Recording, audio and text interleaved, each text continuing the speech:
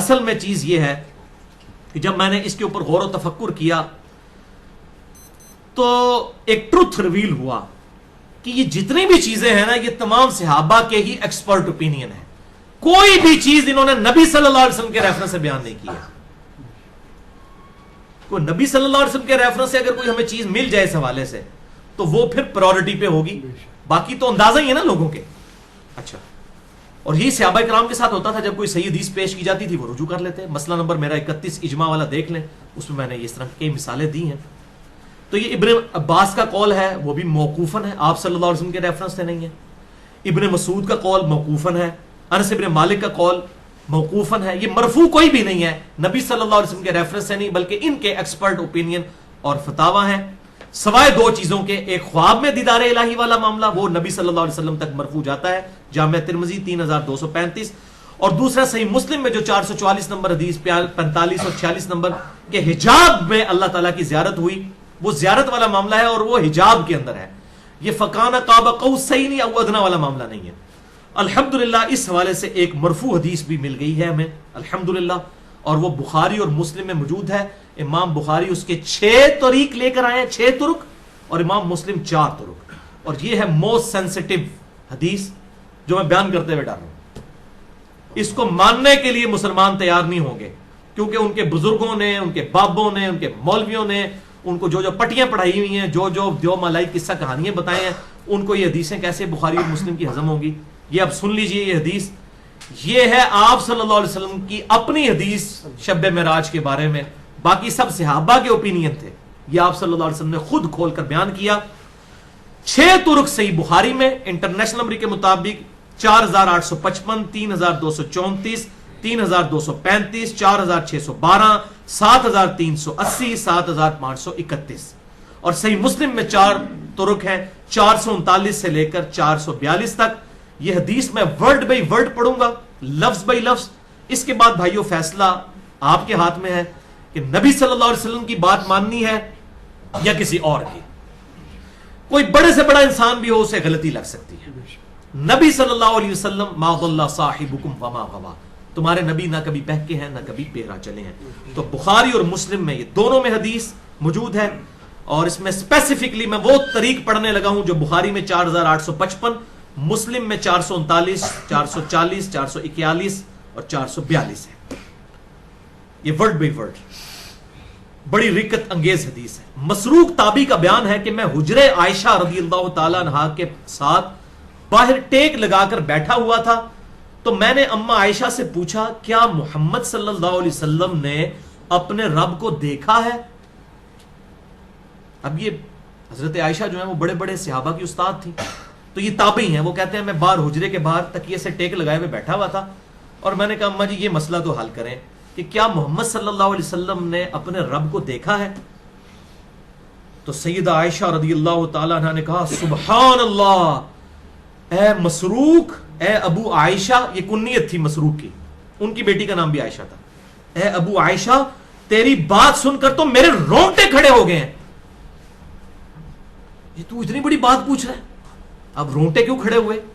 وہ امیجن نہیں کر سکتی تھی کسی مسلمان کا یہ عقیدہ بھی ہو سکتا ہے کہ اللہ تعالیٰ کو کوئی دیکھ سکتا ہے. میرے رونگٹے کھڑے ہو گئے، یعنی اتنا بڑا دعویٰ تو نے کیا. حالانکہ اس بیچارے نے دعویٰ نہیں، صرف سوال کیا تھا. مسروق نے عرض کی اما سورۃ النجم کی آیت نمبر 8 سے 10 تک نہیں ہے؟ اور آج کی لینگویج میں اما ڈاکٹر طاہر القادری صاحب، مولانا طارق جمیل صاحب، غضنفر عباس صاحب یہ غلط بیان کرتے رہے. اما یہ آج کی لینگویج میں کیا سورۃ النجم میں یہ آیت نہیں ہے 8 تا 10؟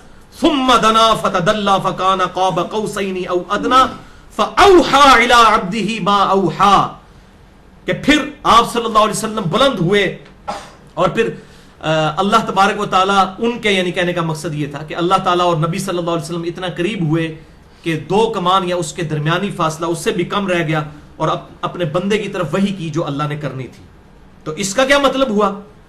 تو اما نے فرمایا اے مسروق یاد رکھ، جو بھی ان 3 باتوں میں سے کسی ایک بات کا بھی قائل ہوا وہ اللہ پر جھوٹ باندھنے والا شمار ہوگا. اے ان 3 گلاں ویکھ لو تے مسلمانوں اس چھنی چ گزارو. اے میں کوئی سٹوری بک نہیں، بخاری مسلم پڑھ رہے ہیں. بخاری میں 6 ترک، مسلم میں 4 ترک. کہا بیٹا ہے میری گل پلے بن لے. 3 گلاں ایسیاں نے جو بھی بندہ یہ دعویٰ کرتا ہے نا وہ اللہ تے جھوٹ بن رہا ہے. اب یہ چھوٹی بات ہے، بخاری اور مسلم کی متفق علیہ حدیث ہے، اور صحیح مسلم کی پہلی حدیث ہی یہی ہے کہ وہ شخص اپنا مقام دوزخ میں دیکھ لے جس نے مجھ پر جھوٹ باندھا.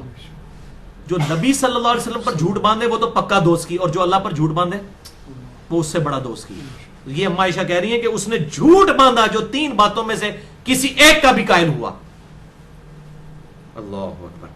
تو مسروق کہتے ہیں میں نے پوچھا اے ام المومنین وہ 3 باتیں کون سی ہیں؟ ہاں جی سیدھے ہو جاؤں.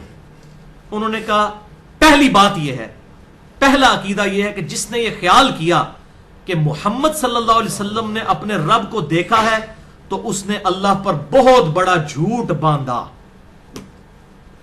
آگے پھر اما عائشہ پھر دلیل بھی دیں گی، یہ صرف دعویٰ نہیں ہے.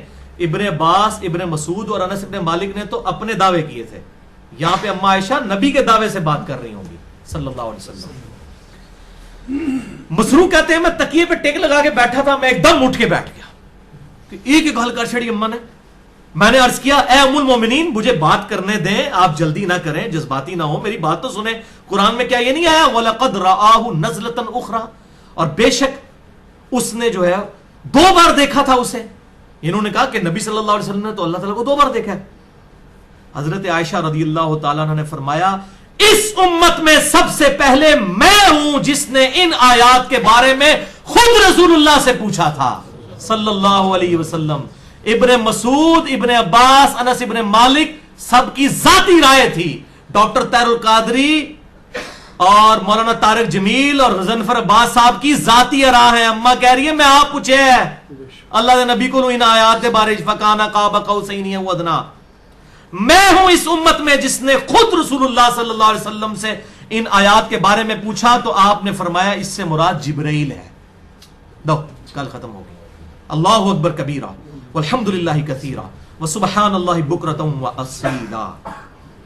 میں نے جبرائیل کو 2 مرتبہ دیکھا ان کی اصلی شکل میں جن کا ذکر سورۃ النجم کے اندر آیا. وہ آسمان سے اتر رہے تھے اور ان کے وجود کی بڑائی نے آسمان سے زمین تک کو گھیر رکھا تھا. اور پھر اما عائشہ نے کہا یہ تو اللہ کے نبی کی بات میں نے تمہیں سنائی نا. اب پھر کہا مسروق اور تو قرآن نہیں پڑھتا؟ سورۃ الانعام آیت نمبر 103 لا تدرکہ الابصار وہو یدرک الابصار. آنکھیں اس کا احاطہ کر ہی نہیں سکتی، وہ آنکھوں کا احاطہ کرنے والا ہے. وہو اللطیف الخبیر، اور وہ اللطیف ہے الخبیر ہے. ان برا نہ منیو، شیعہ صحیح کہنے ہیں اس مسئلے سے. شیعہ کا یہی موقف ہے. ویسے ان کے عقائد کے اندر بہت بگاڑ ہے لیکن اس مسئلے میں ان کا موقف ٹھیک ہے. بخاری اور مسلم کے مطابق ہے کہ اللہ تعالیٰ کو ان آنکھوں سے نہیں دیکھا جا سکتا. اور اما عائشہ نے وہ آیت کوٹ کی، اللہ کے نبی سے بھی پوچھا صلی اللہ علیہ وسلم. اور یہاں پر بھی جو الحمدللہ اہل سنت کے ہاں جو اہل علم لوگ ہیں ان کا یہی نظریہ ہے. ویسے جذبات میں سٹوریاں سناتے رہیں، کم از کم میں اہل حدیث کے بارے میں تو ضرور بات کروں گا کہ ان کا عقیدہ بخاری مسلم کے مطابق ہے. باقی جو دیوبند بریلوی ہیں وہ تو آپ کو پتہ زیادہ تر سٹوریوں کے اوپر ہی چل رہے ہیں. تو اہل سنت میں سے اہل حدیث اور اہل تشیع کا بھی یہی موقف ہے اس حوالے سے. اچھا، اور پھر اما عائشہ نے ایک اور آیت پڑھ دی. اللہ اکبر. وہ کہتے ہیں کہ مسروق تو نے قرآن میں یہ آیت نہیں پڑھی؟ سورہ شورى آیت نمبر 51 وما كان لبشر ان يكلمه الله الا وحيا. کسی انسان کی یہ شان ہی نہیں ہے کہ اللہ تعالیٰ اس سے کلام کر سکے سوائے یہ کہ اس کے دل پر وحی کرے. نمبر 1. نمبر 2 او من وراء حجاب، یا پردے میں اس سے گفتگو کرے. نمبر 3 او یرسل رسولا، یا اس کی طرف کوئی فرشتہ بھیج دے. فیوحی باذنہ ما یشاء، پھر اللہ جو وحی کرے اس اذن کے ساتھ اللہ تعالیٰ اس بندے اس رسول کے ذریعے جو وحی کرے اس فرشتے کے ذریعے. انہ علی حکیم، بے شک وہ بہت بلند اور حکمت والا ہے. بہت بلند ہے اور اس کی حکمت کا تقاضا ہے. اما نے کہا کہ 3 مواڈی تو وحی کے آئے ہیں سورہ الشورى آیت نمبر 51 میں کہ یا تو اللہ تبارک و تعالیٰ دل پہ وحی کرے گا، یا پردے میں گفتگو کرے گا، اور یا پھر فرشتہ بھیجے گا. پھر کہا مسروق دوسرا عقیدہ جو اللہ پر جھوٹ باندھنے والا ہے، اگر کوئی شخص یہ کہے کہ رسول اللہ صلی اللہ علیہ وسلم نے اللہ کی کتاب میں سے کچھ حصہ چھپا لیا تھا اور کچھ بیان کر دیا، جو صوفیاء بھی کہتے ہیں نا جی کچھ چیزاں آپ نے عوام نو دسیاں نے، کچھ خاص نو سینہ بسینہ دسیاں نے. یہ بھی سیدھا سیدھا ماں عائشہ نے کہے دوسکی نے سارے جنہاں دا عقیدہ ہے سینہ بسینہ سینہ بسینہ، جو صوفیاء کے ہاں بھی ہے اور رافضیوں اہل تشیعوں کے ہاں بھی یہ بد عقیدگی آئی ہوئی ہے کہ سینہ بسینہ، جی قرآن کے ظاہری الفاظ کچھ اور ہیں اندر کچھ اور ہوتا ہے، تو کہا یہ جھوٹا ہے، اللہ پر جھوٹ باندھنے والا ہے، بولے اعوذ باللہ تعالی۔ انہی پہ میں نے لادہ لیکچرز بھی دیے ہیں، وہ میں اینڈ پہ اس پہ حوالہ بھی دے دیتا ہوں۔ تو وہ اللہ اور اس کے رسول پر جھوٹ باندھتا ہے جو کہتا ہے۔ پھر کہا کہ تو نے قرآن نہیں پڑھا، سورۃ المائدہ آیت نمبر 67، اماں تو قرآن کے بغیر بات ہی نہیں کرتی تھی۔ یا ایھا الرسول بلغ ما انزل الیک من ربک، اے اللہ کے رسول ہر وہ بات پہنچا دیجئے اس تمام لوگوں تک جو آپ کے رب نے آپ پر وحی کی ہے۔ وَإِن لَّمْ تَفْعَلْ، اور اگر آپ نے ایسا نہ کیا، فَمَا بَلَّغْتَ رِسَالَتَهُ، تو آپ نے رسالت کا حق نہیں ادا کیا۔ اگر آپ نے کوئی بات کا خاص لوگوں کو بتائی، کچھ عام لوگوں کو چھپا لی کوئی بات، تو آپ بھی رسالت کے حق ادا کرنے والے۔ ایسا کیسے ہوتا ہے؟ وہ تو قرآن میں واضح ہے، وما ہوا علی الغیب بضنین، نبی صلی اللہ علیہ وسلم غیب کی خبریں دینے میں کوئی بخل نہیں کرتے۔ آپ صلی اللہ علیہ وسلم نے تو حجۃ الوداع کے موقع پر بخاری مسلم اٹھا کے دیکھیں، چاہے یوم عرفہ کا خطبہ ہو یا یوم النحر کا، آپ نے اعلانیہ پبلکلی 1,00,000 سے زیادہ مجمع کے سامنے کہا میں نے سب تک پیغام پہنچا دیا۔ کسی نے کہا یا رسول اللہ میری منو جڑی خاص گلاں تسی دسیاں نے جڑی سینہ بسینہ ٹرنیاں نے بعد وچ تصوف وچ اور رافضیت وچ، او میں دس دے پبلک نو، اجازت ہے؟ سب نے کہا پہنچا دیا۔ ٹھیک ہے ذرا مطلب بالکل جھوٹ بولتے ہیں۔ اور اماں نے کہا تیسرا عقیدہ ہے کہ جو شخص یہ کہے کہ رسول اللہ صلی اللہ علیہ وسلم مستقبل میں ہونے والی باتوں کو جان لیتے تھے، یعنی وہ غیب کا علم رکھتے تھے، خود سے غیب جانتے تھے، تو اس نے بھی اللہ پر جھوٹ باندھا۔ کیا تم نے قرآن نہیں پڑھا؟ سورۃ النمل آیت نمبر 65، قل لا يعلم من في السماوات والارض الغیب الا اللہ، اے محبوب صلی اللہ علیہ وسلم فرما دیجئے کہ زمین و آسمان میں جو غیب ہے وہ اللہ کے سوا کوئی نہیں جانتا۔ لو جی، انا للہ و انا الیہ راجعون۔ اما نے تو 4 تکبیراں پڑھ کے نا اے سارے بد عقیدہ لوگوں کو دفنا چھڑیا جائے جن کے یہ تینوں میں سے کوئی ایک بھی عقیدہ ہے۔ اور یہ جناب الحمدللہ عقیدہ کھول کر واضح کر دیا۔ بل اس کی تفصیل میں اگر جاؤں تو گھنٹوں چاہیے۔ 5 لیکچرز ہیں۔ مسئلہ نمبر 6A علم الغیب سے متعلق، 6B الہام اور کشف سے متعلق، 55A علم لدنی اور صوفیاء کے نظریات کے متعلق، 55B وصی رسول کون ہے اور حدیث قرطاس سے متعلق، اور مسئلہ نمبر 39 علم وحی اور علم سائنس اور ان کا دائرہ کار۔ یہ ہے الحمدللہ 5 لیکچرز جس میں میں نے ڈیٹیل سے بیان کیا۔ اب اینڈ پر میں اپنی گفتگو کو کنکلوڈ کر لوں تاکہ ڈاکٹر طاہر القادری صاحب ہوں یا مولانا طارق جمیل صاحب ہوں یا غضنفر عباس صاحب یا اور بھی کوئی علماء ہے وہ پبلک کو دھوکہ نہ دے سکیں۔ آج کی گفتگو سے ہمارے 5 نتائج کنکلوژنز کتاب و سنت کی دلائل کی روشنی میں میری اپنی ذاتی اختراع وہ حاصل ہوئے ہیں۔ کنکلوژن نمبر 1، اس دنیا میں کسی بھی مخلوق کے لیے ممکن نہیں ہے کہ وہ اللہ تعالیٰ کو دیکھ سکے، یہ ناممکن ہے جاگتی آنکھوں سے۔ نمبر 2، آخرت میں تمام اہل ایمان کو اللہ تعالیٰ کا دیدار نصیب ہوگا، لیکن اس کی کیفیت موڈ جو ہے وہ متشابہات میں داخل ہے۔ کنکلوژن نمبر 3، اس دنیا میں صرف ایک ہستی ہے کہ جسے خواب میں اللہ تعالیٰ کی زیارت ہوئی، اس کے علاوہ کسی کو نہیں ہو سکتی، نہ کسی پیغمبر کو اور نہ کسی غیر پیغمبر کو، اور وہ ہمارے محبوب صلی اللہ علیہ وسلم کی مبارک ذات ہے۔ نہ حضرت موسیٰ علیہ السلام کو خواب میں زیارت ہوئی، نہ امام ابو حنیفہ کو، نہ بازید بستامی کو۔ ایسا دعویٰ رکھنا بالکل کتاب و سنت کے خلاف ہے۔ کنکلوژن نمبر 4، صحابہ کرام علیہم رضوان میں ایسے لوگ موجود تھے کہ جن کا یہ عقیدہ تھا کہ اللہ تعالیٰ کہ محبوب صلی اللہ علیہ وسلم نے شب معراج اللہ تعالیٰ کو دیکھا ہے، لیکن دل کی آنکھوں سے، ان سر کی آنکھوں سے ان کا بھی عقیدہ نہیں تھا، اور دل کی آنکھوں سے بھی حجاب کے ساتھ، وہ میں نے سارا بیان کر دیا۔ لہٰذا یہ عقیدہ بھی اگر کوئی رکھتا ہے ہم اسے بد عقیدہ نہیں کہیں گے، ہم صرف یہ کہیں گے کہ یہ عقیدہ جو ہے یہ مضبوط نہیں ہے، آپ صلی اللہ علیہ وسلم سے انڈورس نہیں ہے۔ اور 5واں عقیدہ ہے جو صحیح عقیدہ ہے کہ صحابہ کرام علیہ رضوان خصوصاً اما عائشہ نے خود نبی صلی اللہ علیہ وسلم سے یہ عقیدہ مرفوع بیان کر دیا، اس کے بعد کوئی گنجائش نہیں رہتی، اور وہ یہ ہے کہ آپ صلی اللہ علیہ وسلم نے شب معراج اللہ تعالیٰ کو نہیں بلکہ جبرائیل علیہ السلام کو دیکھا تھا، لیکن اللہ اور رسول کی ملاقات ہوئی ہے شب معراج، جیسا کہ اس کی شان کے لائق ہے، ملاقات ہوئی ہے، اور وہ انشاءاللہ میں اس کے اوپر کنکلوڈ بھی کر دوں گا۔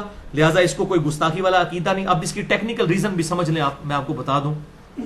دیکھیں میں نے پہلے شروع میں ایک آیت پڑھی تھی سورۃ الملک کی آیت نمبر 12، ان الذین یخشون ربہم بالغیب لہم مغفرۃ و اجر کبیر، بے شک جو بغیر دیکھے اپنے رب سے ڈرتے ہیں ان کے لیے ہے مغفرت اور اجر کبیر۔ اگر رب کو دیکھ لیا پھر مغفرت اور اجر کبیر کیسے ہو سکتا ہے؟ ہم میں سے تو کسی نے نہیں دیکھا، تو ہمارا غیب والا ایمان ہے۔ نبی صلی اللہ علیہ وسلم کو اگر اللہ تعالیٰ کی زیارت ہو جاتی تو نبی کے لیے کوئی چیز غیب رہ جاتی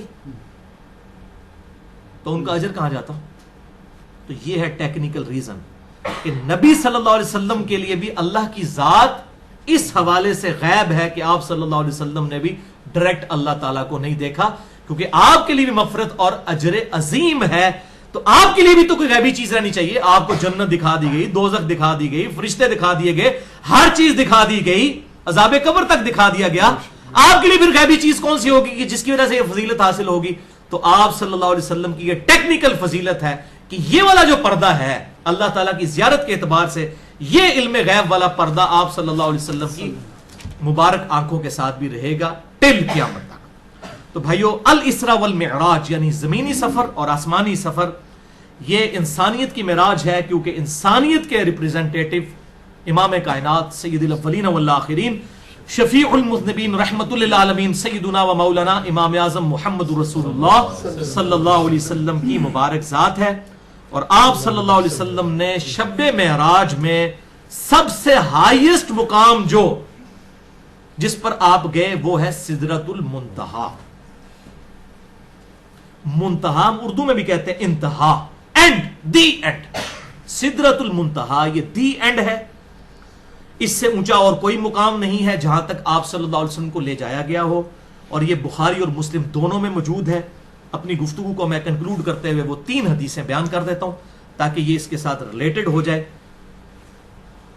صحیح بخاری اور صحیح مسلم کی متفق علیہ حدیث ہے، اور اگر آپ کو شوق ہو تو صحیح مسلم میں 37 حدیث ہیں واقعہ معراج کے اوپر، کتاب الایمان پہلے چیپٹر میں انٹرنیشنل نمبرنگ کے مطابق 411 سے 448 تک، وہ ضرور پڑھیے۔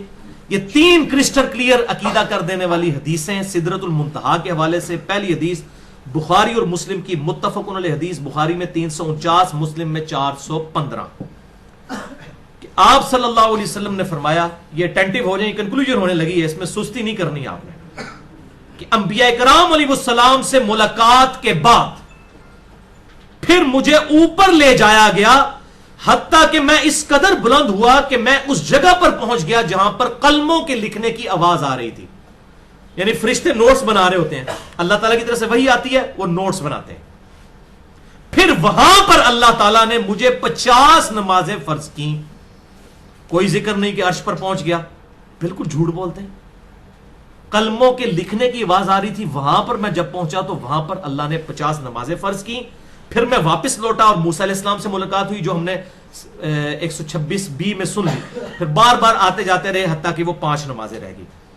اب یہ وہاں کہاں پر ہے جہاں پہ آپ فرما رہے ہیں؟ وہاں پر جہاں کلموں لکھنے کی آوازیں میں نے سنی، وہ صحیح مسلم میں ہے 411 نمبر حدیث، کہ 7ویں آسمان پر میری ابراہیم علیہ السلام سے ملاقات ہوئی۔ وہ بیت المعمور سے ٹیک لگائے بیٹھے تھے، اور بیت المعمور کے بارے میں اسی حدیث میں آتا ہے کہ 70,000 فرشتے روزانہ اس کا طواف کرتے ہیں۔ یہ خانہ کعبہ کے ایگزیکٹ اوپر ہے 7ویں آسمان پہ، اور جو فرشتہ ایک بار آتا ہے اس کی دوبارہ قیامت تک باری نہیں آئے گی۔ یہ صحیح بخاری میں موجود ہے اور صحیح مسلم میں بھی موجود ہے۔ تو صحیح مسلم 411 نمبر حدیث میں یہ آتا ہے کہ پھر مجھے سدرۃ المنتہا تک، دی اینڈ تک لے جایا گیا۔ اس سدرۃ المنتہا وہ ایک بیری کا درخت ہے جس کے ہاتھی کے کانوں کے مانند پتے ہیں اور پھل مٹکوں کی مانند ہے۔ جب اللہ کے حکم نے اس بیری کے درخت یعنی سدرۃ المنتہا کو ڈھانپ لیا تو اس درخت کی حالت بدل گئی، اور کوئی بھی مخلوق میں سے اس درخت کی تعریف نہیں بیان کر سکتا۔ وَأَوْحَى إِلَيَّ مَا أَوْحَى، پھر اس درخت کے موقع پر سدرۃ المنتہا پر اللہ تعالیٰ نے میری طرف وحی کی جو اس نے وحی کرنی تھی، اور مجھ پر 50 نمازیں فرض کی۔ پھر میں واپس موسیٰ علیہ السلام تک آیا، پھر وہ سلسلہ شروع ہو گیا۔ سدرۃ المنتہا کلیئر کٹ ہے۔ ہم ہی کہتے ہیں جناب وہ جی جبرائیل علیہ السلام کہتے ہیں میرے پر سڑ جان گے، میں نے بھی کہہ دیا تھا میرا رجوع ریکارڈ ہو چکا ہے کوئی بھائی، اور پھر اس سے آگے بھی جوڑ دیا کہ ابوبکر صدیق کہتے ہیں جبرائیل رہے تو ہی سیں کہ تو پیچھے رہ گیا، میں ہوتا تو میں نال جاندہ پاویں سڑ جاندہ۔ یعنی جبرائیل اگر میں ہوتا نبی صلی اللہ علیہ وسلم کے ساتھ تو میں آگے بھی چل رہا. خدا کے لیے سب جھوٹ دیو مالائی قصے کہانیاں بنائے ہوئے ہیں ولیعوذ باللہ تعالی. بالکل واضح موجود ہے کہاں پہ ملاقات ہوئی. وہ بار بار لوگ کہتے ہیں نہیں ملاقات نہیں ہوئی, 50 نمازیں تسی کہتے ہو جناب زیارت نہیں ہوئی ہے. بات یہ حجاب میں ملاقات ہوئی ہے, صحیح مسلم آپ نے سن لیا. ملاقات کا کون انکاری ہے؟ مسئلہ ہے آنکھوں سے دیکھنے کا, جو جھوٹ مشہور کیا ہوا ہے. اور سدرۃ المنتہا سے بھی آگے چلے گئے, وہی ہے ہی دی اینڈ ہے. تو آپ صلی اللہ علیہ وسلم نے فرمایا کہ وہاں پر مجھ پر 5 نمازیں, اور اگلی حدیث سنیں گے تو بالکل کلیئر کٹ ہو جائے گی. صحیح مسلم 431 نمبر. ابن مسعود رضی اللہ تعالیٰ عنہ کہتے ہیں جب آپ صلی اللہ علیہ وسلم کو معراج کروائی گئی تو اس کی انتہا سدرۃ المنتہا پر ہوئی. زمین سے اوپر جانے والی ہر شے کی آخری حد یہی ہے. یہیں پر اللہ تعالیٰ کی طرف سے سارے احکامات لیے جاتے ہیں جو اوپر سے نازل ہوتے ہیں. وہ جو کلمے لکھنے کی آوازیں سنی ہے نا, وہ فرشتے نوٹس بناتے ہیں. اور سورہ سبا میں بھی ذکر ہے کہ ایسی پھر دہشت طاری ہوتی ہے کہ فرشتے جو ہے نا وہ کانپتے ہیں, اور بعد میں جب وہ سارا معاملہ ٹل جاتا ہے پھر ایک دوسرے سے پوچھتے ہیں کہ اللہ تعالیٰ نے کیا فرمایا تھا. ایسا روب طاری ہوتا ہے. اللہ اکبر. تو یہی سدرۃ المنتہا ہے جس پر اوپر سے احکام نازل ہوتے ہیں, اور یہی پر تمام حکم آ کر رکتے ہیں. اور اسی کے بارے میں سورۃ النجم کی آیت نمبر 16 ہے, یکش سدرۃ ما یکشا, جبکہ سدرہ کو ڈھانپ لیا جس نے ڈھانپنا تھا. وہ سونے کے پروانے اور پتنگے ہیں جو کہ آ کر سدرۃ المنتہا کو ڈھانپتے ہیں, جو اس کی خوبصورتی میں اضافہ کر دیتے ہیں, یعنی جب اللہ کی خاص تجلی اس پر پڑتی ہے. اور بھائیو جنت المأوا بھی, وہاں پر جنت بھی اس کے ساتھ ہی ہے سدرۃ المنتہا پر. عند سدرۃ المنتہا عندہا جنت المأوا, یہ سورۃ النجم کی آیت ہے. بلکہ صحیح بخاری میں 7517 اور 6581 نمبر حدیث ہے کہ آپ صلی اللہ علیہ وسلم نے سدرۃ المنتہا کے ساتھ ہی جنت میں بھی سیر کی. تو جنت بھی سدرۃ المنتہا پہ. اللہ اکبر, بالکل کلیئر کٹ. اور یہی صحیح مسلم کی حدیث 431 نمبر آگے چلتی ہے کہ سدرۃ المنتہا پر آپ صلی اللہ علیہ وسلم کو 3 تحفے دیے گئے. اب وہ 3 تحفے کون سے, وہ سن لیجئے. نمبر 1, 5 نمازیں جو 50 سے کم ہو کر 5 کی گئیں, لیکن ان کا ثواب پھر 50 کے برابر تھا. بخاری مسلم کے حوالے سے پچھلے لیکچر میں 126b میں ہم سن چکے. سدرۃ المنتہا پہ یہ نمازیں فرض ہوئی. نمبر 2, سورۃ البقرہ کی آخری 2 آیات جن کے بارے میں بخاری اور مسلم میں آتا ہے, جو رات کو سونے سے پہلے پڑھ لے, جو اللہ سے مانگا اس میں دے دیا جائے گا. آمن الرسول بما انزل الیہ من ربہ والمؤمنون, ہر شے سے اسے کافی ہو جائیں گی. اور نمبر 3, دا الٹیمیٹ گفٹ, اور وہ یہ کہ اللہ تعالیٰ نے فرمایا ہے میرے محبوب صلی اللہ علیہ وسلم, تیرا جو کوئی امتی شرک سے بچ کر فوت ہوا اس کے لیے مغفرت کا اعلان ہے. یہ بہت بڑا تحفہ ہے, بہت بڑا تحفہ ہے بھائیو. شرک is the most sensitive issue in the sight of اللہ. اللہ کی نگاہ میں سب سے زیادہ حساس معاملہ ہے شرک کا. اسی لیے کیٹاگوریکل مینشن ہے سورہ النساء نمبر 48 اور 116 میں, ان اللہ لا یغفر ان یشرک بہ ویغفر ما دون ذلک لمن یشاء. بے شک اللہ تعالیٰ قیامت والے دن اس گناہ کو کبھی معاف نہیں کرے گا کہ کسی نے دنیا میں شرک کیا ہوا. دنیا میں کر دے گا معاف, اور سورۃ الفرقان میں ہے کہ اس کے گناہ بھی نیکیوں سے بدل دے گا, لیکن آخرت میں معاف نہیں کرے گا. اس کے علاوہ جو گناہ جس کے لیے چاہے گا معاف کر دے گا. وَمَن يُشْرِكْ بِاللَّهِ فَقَدْ ضَلَّ ضَلَالًا بَعِيدًا, اور جو شرک میں مبتلا ہوا وہ گمراہی میں دور جا پڑا. پھر کیٹاگوریکل ڈیسیژن سورۃ المائدہ 72 نمبر آیت میں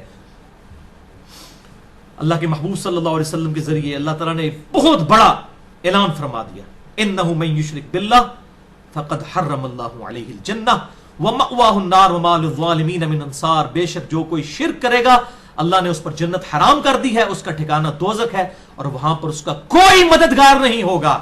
حتیٰ کہ بخاری اور مسلم کی متفق علیہ حدیث ہے, بخاری میں 6304, مسلم میں 491 نمبر, امام کائنات صلی اللہ علیہ وسلم فرماتے ہیں اللہ نے ہر نبی کو ایک مقبول دعا دی جو اس نے اس دنیا میں کر لی. میں نے اپنی دعا اپنی امت کے لیے چھپا کے رکھی ہے, ایک مقبول دعا, اور اس دعا کے ذریعے قیامت والے دن میں اپنی امت کی شفاعت کروں گا. میری شفاعت سے میرے ہر امتی کو نفع پہنچے گا سوائے اس شخص کے جس نے دنیا میں شرک کیا ہوا. شرک is the most sensitive issue in the sight of اللہ, اور وجد امیز حدیث ہے صحیح مسلم میں 6833 اور جامعہ ترمذی میں 3540. حدیث قدسی ہے کہ اللہ تعالیٰ فرماتا ہے اے ابن آدم, اے آدم کے بچے, تو قیامت والے دن اس حال میں میری بارگاہ میں پیش ہوا کہ زمین و آسمان تو نے گناہوں سے بھر لیے ہوئے, لیکن تیرے نامہ اعمال میں اگر شرک نہ ہوا تو میں اس قدر مغفرت کے ساتھ تجھ سے ملاقات کروں گا. سبحان اللہ. تو یہ ہے بھائیو توحید کی دولت، توحید کی نعمت اتنی بڑی نعمت ہے. یعنی اللہ تعالیٰ پھر یہ سارے گناہوں کو جس طریقے سے بھی عذاب دے کر شفاعت کے ذریعے وہ معاف کر دے گا، بہرحال اگر اس نے شرک نہ کیا ہوا. اس پہ بھائی میرے 2 لیکچرز ہیں جو الحمدللہ میں سمجھتا ہوں جو ہزاروں لوگوں کے لیے توحید کے اعتبار سے ہدایت کا سبب بنے ہیں. پہلا لیکچر ہے مسئلہ نمبر 3 دعا صرف اللہ ہی سے، اور دوسری اسی کی ایکسٹینشن ہے مسئلہ نمبر 43 وسیلہ اور توسل کے صحیح احکام و مسائل. اللہ تعالیٰ سے دعا ہے جو میں نے حق بات کہی اللہ تعالیٰ ہمارے دلوں میں راسخ فرمائے. اگر جس بات میں میرے منہ سے کوئی غلط بات نکل گئی تو اللہ تعالیٰ ہمارے دلوں سے معاف کر دے. اور یہ واقعہ معراج کے 3 لیکچرز 126A B اور C کو قیامت تک کے لیے مسلمانوں کے لیے ایک ایسٹ بنائے، اور اللہ تعالیٰ ہمیں حق بات پر عمل کرنے اور دوسروں تک پہنچانے کی توفیق عطا فرمائے. سبحانک اللہم و بحمدک اشہد ان لا الہ الا انت استغفرک و اتوب الیک وما علینا الا البلاغ المبین.